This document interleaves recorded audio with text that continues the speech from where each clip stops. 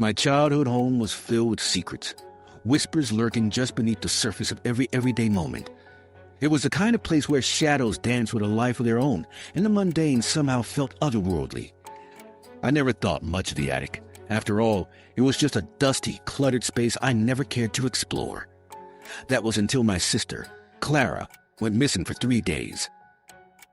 The day she returned, frail and hollow-eyed, was the day I first heard the thump. It originated from the attic, a soft yet persistent sound that echoed like a heartbeat in the silence of our household. It was Clara's gaze more than anything that drilled into my mind, her expression flickering between fear and something worse, unknowing. When I finally found the courage to climb those creaking stairs, I felt each step send ripples of dread through my stomach, as if the very house was warning me to stay away. The attic door opened with a reluctant groan, revealing a sepulchral darkness. The air was thick with dust and something else, something sweet and sickly, like rotting fruit. My heart raced as I stepped inside, the light from the single window casting sickly beams that barely penetrated the gloom. And that thumping continued, insistent, wrapping around me, guiding me deeper into the shadows. There, amidst the clutter of forgotten memories, I spotted it, a large, intricately carved wooden trunk that ought to have been sealed tight with time and neglect. The thumping had come from within.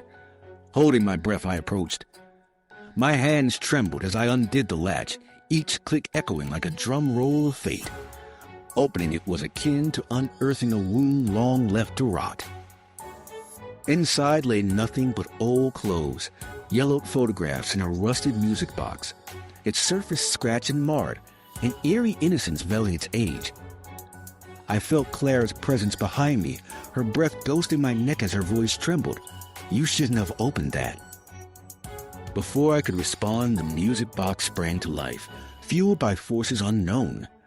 The melody that seeped out was haunting, a dirge echoing with the cries of forgotten souls. And as I looked back at Clara, I realized she was different now, her eyes blank pools, reflecting shadows I was not meant to see. The air crackled with something ancient and sinister as I understood. The box had not just held secrets, it contained the essence of everything that had haunted our family. What I found that day unspooled time itself, blurring the line between the living and echoes of the dead, a tale woven into the very fabric of existence, one I would forever be trapped in.